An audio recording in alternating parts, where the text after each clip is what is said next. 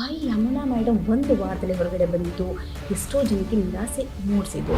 ನೀವು ಅದನ್ನು ವ್ಯಕ್ತಿಗತವಾಗಿ ತಗೊಂಡಾಗ ಹೇಗಿರಬೇಕು? ಮನುಷ್ಯನಿಗೆ ಆಕ್ಸೆಪ್ಟೆನ್ಸ್ ಅನ್ನೋದು ಇರಬೇಕು. ಏನೇ ಆದ್ರೂ ಆಗೋದೆಲ್ಲ ಒಳ್ಳೆಯದು.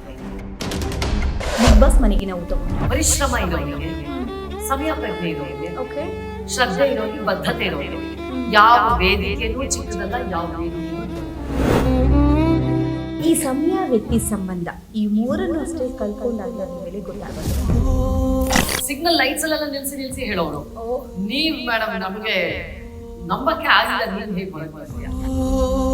ನವತರುಣಿಯರಿಗೆ ಯಾರಿಗಾಗಿ ಒಳ್ಳೆ ಟಕ್ಕರ್ ಕೊಡುವಂತ ಒಂದು ಏಕೈಕ ಗ್ರೇಟ್ ಪರ್ಸನಾಲಿಟಿ ಅಂತ ಹೇಳ್ಬೋದು.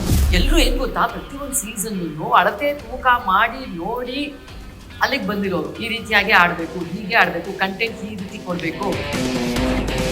ಸೊ ಈ ಒಂದು ಮಾತು ಯಾವ ಸಂದರ್ಭದಲ್ಲಿ ಅದು ನಿಜ ಅಂತ ನಿಮ್ಗೆ ಅನಿಸ್ತು? ಬಿಗ್ ಬಾಸ್ ಮನೆಗೆ ನಾವು ತಗೊಂಡು ಗೊರಗಿಲ್ಲ ನನಗೆ.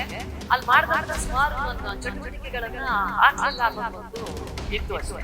ಮೊದಲನೇದಾಗಿ ನಾನು ಒಳಗಡೆ ಹೋಗ್ಬಾರ್ದು ಅಂತ ಪಿ ಮಾಡಿಲ್ಲ, ಟೆಲಿಕಾಸ್ಟ್ ಮಾಡಿಲ್ಲ. ವಾಪಸ್ ಬರುವಾಗಲೂ ನಾನು ಪಿ ಟೆಲಿಕಾಸ್ಟ್ ಮಾಡಿಲ್ಲ.